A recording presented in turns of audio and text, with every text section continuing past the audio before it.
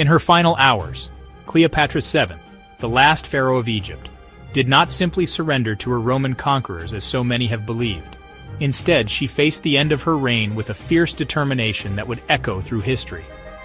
Cleopatra was not a woman to accept defeat quietly, nor was she content to let her legacy be written by her enemies.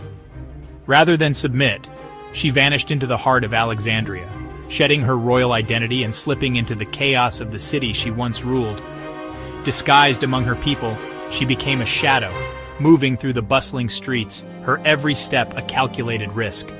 This was not a queen resigned to fate, but a master strategist making one last audacious move for survival. Cleopatra's escape was a testament to her cunning and her refusal to be reduced to a mere symbol of defeat. The familiar story of her tragic end oversimplifies a woman of immense intellect and willpower. Cleopatra was far more than a tragic figure. She was a ruler who understood the power of myth and how history could be shaped by those who survived to tell it. She was a scholar fluent in many languages, a naval commander who led her fleet into battle, and a political force who defied Rome for decades. Her leadership inspired loyalty and fear in equal measure, and her intellect was matched only by her ambition. In her final days, Cleopatra's life became a frantic, calculated race against time, a mother desperately fighting for her children's future, a ruler refusing to be paraded as a trophy in a Roman triumph. Every decision she made was driven by love, pride, and the hope of preserving her dynasty. To Cleopatra, public humiliation in Rome was a fate worse than death. She knew that her capture would mean not only her own disgrace, but the erasure of her children's claim to the throne and the destruction of her legacy. So she orchestrated a plan so bold, so shrouded in secrecy, that it was nearly erased from history itself. Cleopatra's final act was not one of surrender, but of defiance, a last stand against the might of Rome. Even in defeat, Cleopatra played by her own rules, proving that her spirit could not be conquered. Her legend endures, a testament to a queen who refused to be forgotten and whose final secret still captivates the world. Cleopatra was the last spark of a 3-century dynasty descended from Alexander the Great's general. For over 20 years, she navigated Roman politics, not just as a lover, but as a shrewd partner to Caesar and Antony.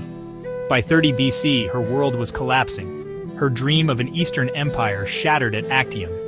Octavian, her Roman nemesis, painted her as a foreign seductress, isolating her from allies. Now his legions surrounded Alexandria, the city paralyzed by fear and betrayal. Antony, broken by defeat, took his own life after a false report of Cleopatra's death. Alone, Cleopatra faced the end of her dynasty. Surrounded by enemies, her army gone, she was left to salvage a future for her children. The Ptolemaic dynasty was ending with her. The twilight of Egypt's pharaohs had come. Cleopatra's greatest threat was Octavian, Julius Caesar's heir, cold and relentless. For him, conquering Egypt was personal. Cleopatra was a foreign queen, a powerful woman, and mother to Caesar's son, Caesarion, a direct threat to Octavian's claim.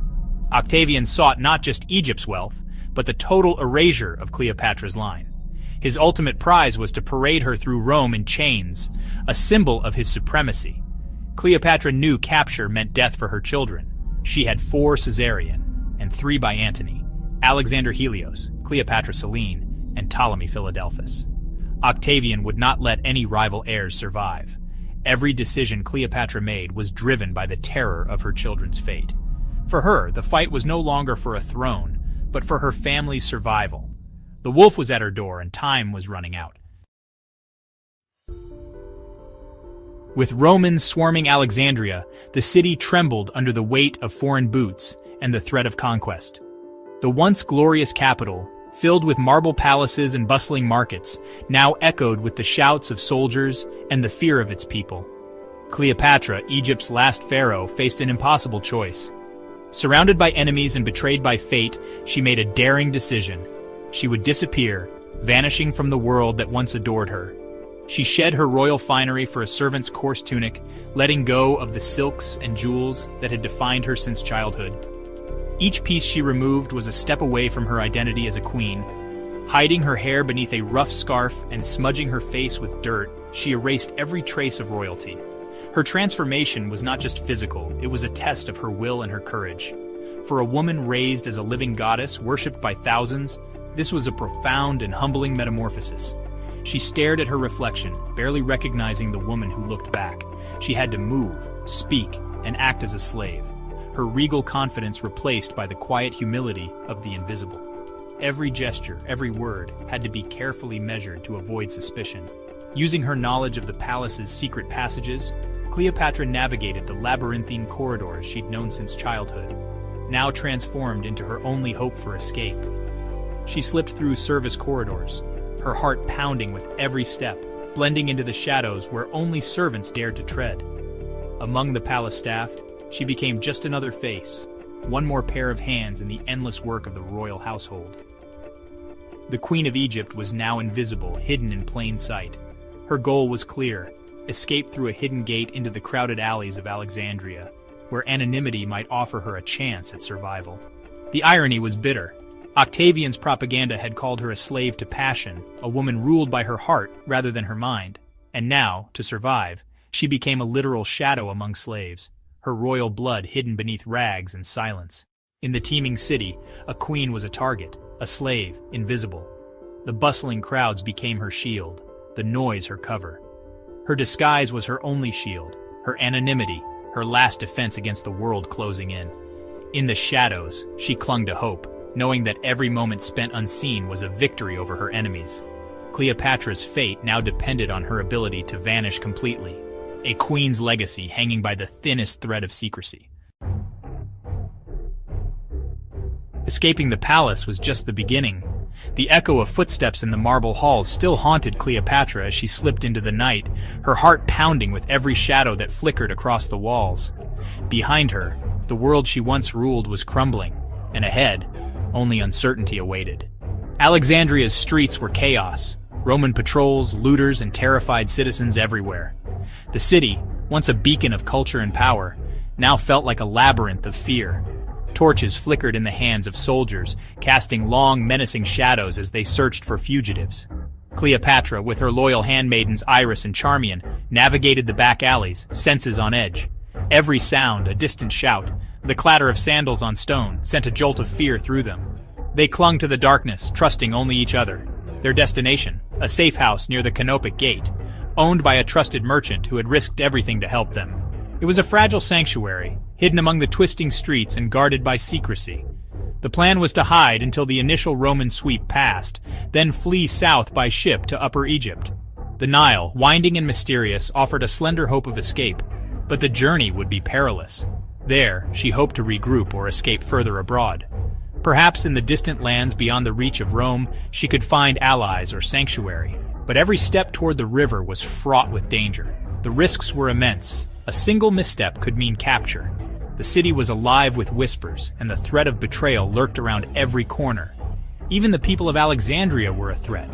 Resentment and the promise of a bounty made betrayal likely. Old loyalties had faded, replaced by fear and desperation. Cleopatra, once a queen commanding armies, was now hiding in filth, her fate hanging by a thread. The weight of her crown had never felt heavier, nor her world so small. Every face in the crowd was a potential danger. She could trust no one, not even those who once pledged loyalty to her throne. Her desperate gambit was a flight from both Romans and her own people. In the darkness, Cleopatra clung to hope, knowing that survival would demand every ounce of her cunning and courage. Cleopatra and her maids reached the safe house, but safety was fleeting. Octavian's grip on Alexandria tightened. House-to-house searches, blockaded harbors, sealed roads. The city had become a cage. Escape was impossible. Realizing this, Cleopatra shifted her focus. If she couldn't save her kingdom, she would control her final act. She sent a message to Octavian, asking that her children inherit Egypt. His reply was cold. He wanted her alive, offering nothing. Negotiation was futile. Capture was imminent. Cleopatra resolved not to be paraded as a trophy. She would die a queen, on her own terms. The failed escape had bought her time to choose her end. She returned to her mausoleum, her final palace and stage. The last act was about to begin. The journey back to her mausoleum was perilous. Roman soldiers everywhere. Disguised, Cleopatra and her maids joined a temple procession, using the crowd as cover. The mausoleum, near the Temple of Isis, was both fortress and tomb, filled with treasure and memories. Inside, they barred the doors, sealing themselves in. Cleopatra shed her disguise, reclaiming her royal dignity. She sent Octavian a final message: let her be buried beside Antony. The implication was clear: she would not be taken alive. Octavian, furious, ordered her captured at all costs. Inside, Cleopatra prepared for death as for a ceremony, bathing, dressing in royal regalia, surrounded by loyal friends. The mausoleum became her final stage, a monument to love and defiance. The end was near, but it would be on her terms. Cleopatra's last stand was set. Octavian's soldiers stormed the mausoleum but found it sealed. Inside, Cleopatra was calm, her choice made. The story goes that she chose death by asp, the sacred Egyptian cobra, smuggled in a basket of figs. The asp's bite was a symbol of divine royalty, a transition, not just a suicide. Cleopatra, seen as the living Isis, would die as a goddess, not a captive. Her handmaidens, Iris and Charmian, chose to follow her. When Octavian's men broke in, they found not chaos, but serene, regal death. Cleopatra lay on a golden couch, a queen in death as in life. Octavian denied his prize, granted her burial beside Antony. With her death, the Ptolemaic dynasty ended. Egypt became a Roman province. The age of pharaohs was over. Cleopatra's final act ensured her legend would outlast Rome's victory. Cleopatra's final days reveal a woman of courage, intellect, and unbreakable will. Stripped of power, she fought to control her fate, inspiring generations with her defiance. Her story is a reminder that history is shaped by extraordinary individuals, not just battles. Cleopatra's legend endures because she was a survivor, facing the end with dignity and strategy. Her tale challenges us to look beyond propaganda and see the real ruler behind the myth. If her story has captivated you, join us for more hidden histories and forgotten heroes. Subscribe and help keep these incredible stories alive.